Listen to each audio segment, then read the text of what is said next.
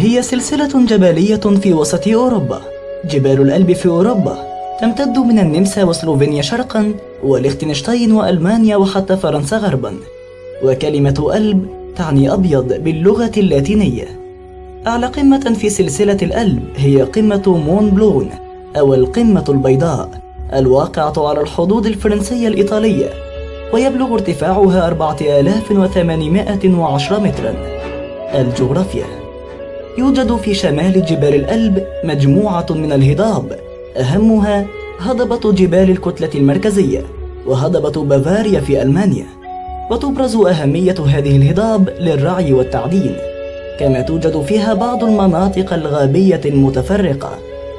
القمم المشهورة: يقسم الخط الواصل بين بحيرة كومو وبحيرة كونستانس جبال الألب إلى قسمين، غربي وشرقي. القسم الغربي يقع في فرنسا وإيطاليا وسويسرا، ويتميز هذا القسم بكون قممه أعلى ارتفاعا، لكن السلسلة الجبلية أكثر مسافة.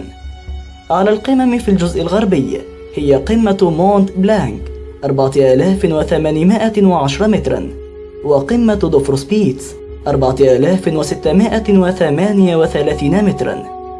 بينما يقع القسم الشرقي من الجبال في إيطاليا وسويسرا وألمانيا وليختنشتاين. وأعلى قمة هي بيز بيرنينا 4049 مترا، وأورتلر 3905 مترا. الجيولوجيا: تشكلت جبال الألب منذ حوالي 30 مليون سنة تحت تأثير قوى الضغط بين الصفيحة الإفريقية والصفيحة الأورو-أسيوية، حيث حدث اصطدام لصفيحتين، فانزلقت الصفيحة الإفريقية تحت الصفيحة الأورو-أسيوية، وهذا ما تسبب في تكون جبال الألب.